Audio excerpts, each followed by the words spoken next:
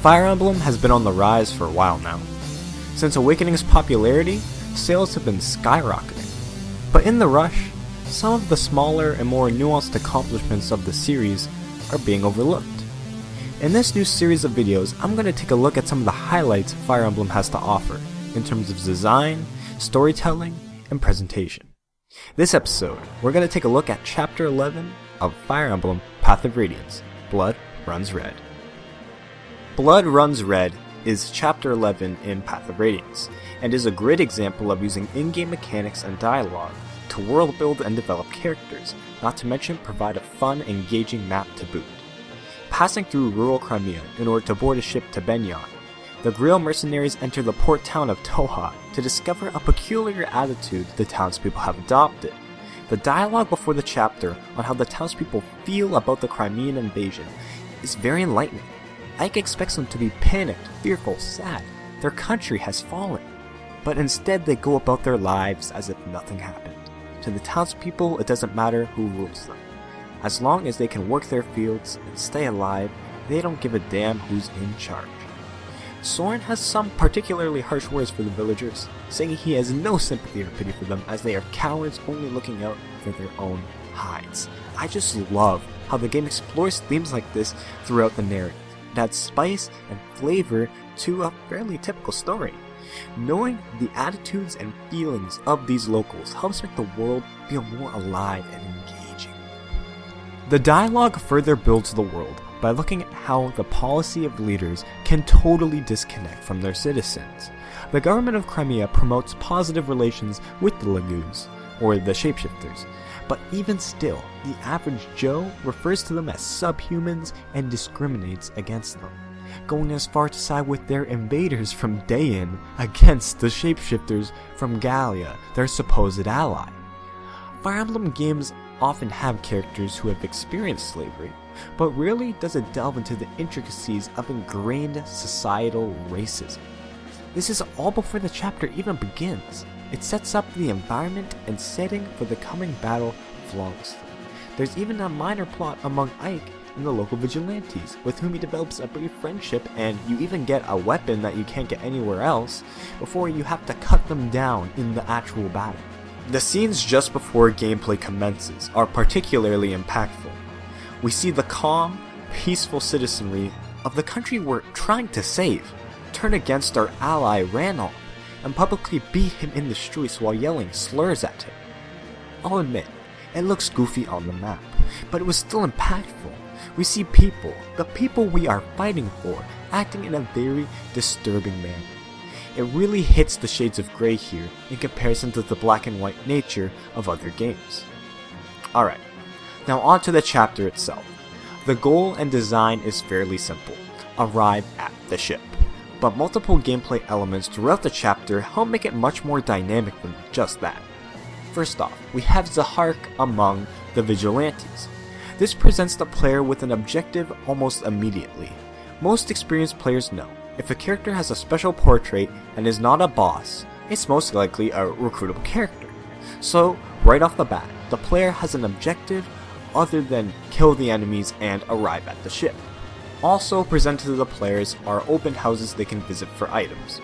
Now, the player may have forgotten about visiting houses due to the eventfulness of the story. Astute players obviously will remember, but we're all not master tacticians here, and just in case you forgot like I did, a thief will burn down the farthest house to bring you right back up to speed. So now we have 3 tasks the player is keeping in mind: recruiting Zahark, visiting the houses, and killing the enemies. This keeps the chapter fresh, since there's always something to do to accomplish one of the many objectives. It makes the player work and think, and as satisfying as it is sometimes to just turtle enemies, putting restrictions on turns and making the player sing for their supper results in a much more enjoyable experience. People like having their hard work rewarded. It's just how humans work, and preying on that impulse makes levels so much more engaging. Now, chances are once the player has completed what they want, they're gonna head for the boss. But to continue to pique the player's interest, on turn 4 we see a conversation between Jill and Har of Dayan, and Jill enters the map. Now the player is once again faced with a dilemma: go after Jill or continue to pursue the boss. Now in the dialogue, she's given orders to only attack if she's attacked. This little plays a mind game with the player. Do they want to create trouble for themselves? Or pass and just focus on the objective? The developers are especially mean here, as killing Jill in this chapter means you can't recruit her in the next one. It's meant to stimulate the player's brain as they play the chapter, but then just as the intrigue with Jill fades and you fight the boss, the genius of this chapter emerges, the Black Knight. Now at this point in the story, we've seen the Black Knight kill Grail, and that enough shows us he's a force to be reckoned with, but is driven straight out of the park here without saying a single word. His stats and abilities say it all on the battlefield. Obviously, the player is going to look at his stats, but the shock of seeing this guy for the first time on the map almost killed me.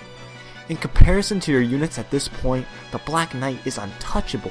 Just look at what happened to any of your units if they got caught by this guy. They are dead, end of story. The game doesn't need to say his abilities and strength, although it hints at it. Instead, it gives you a live demonstration. It shows your powerlessness and weakness, both cinematically in the earlier chapters and from a gameplay perspective in this chapter, creating a perfect harmony that makes the Black Knight one of the most intimidating characters in the series, and that should be commended. Alright, gushing over. As the backdrop for the final moments of the chapter, the Black Knight sets the tone as you arrive at the ship to finish the chapter. And during the conclusion, after seizing the ship, we see Ranulph take a try at the Black Knight. We get a glimpse of his crit animation just to show off, with Ranulph almost getting killed before being saved by Sephirin. By showing us Sephirin stopping the Black Knight in his tracks, we get a sense of his power. Anyone able to tell the Black Knight what he can and can't do must be someone of great importance, and we discover his identity during the following conversation the Black Knight has with Ashnard. We've only heard Ashnard referenced at this point, but we finally get some dialogue and see his full face as the Black Knight discusses how he met the Prime Minister of Benyon, Sephirin. Also, just for further intrigue, he mentions how a spy has infiltrated the Grail mercenaries, just to top off the craziness of this chapter. Blood runs red, maybe with the exception of difficulty, has it all. It builds the world, it develops the Black Knight as a great villain through gameplay, and constantly keeps the players engaged and on their toes. It comes together to form one of the best chapters in the series. Design like this is why I love playing Fire Emblem, and I desperately hope they take another look at Path of Radiance for some inspiration in the next entry. I hope you enjoyed this look back. If you're looking for more Fire Emblem content, be sure to stick around my channel. I want to make this series a regular thing, so sharing is most appreciated. I'll see you in the next one. Thanks for watching.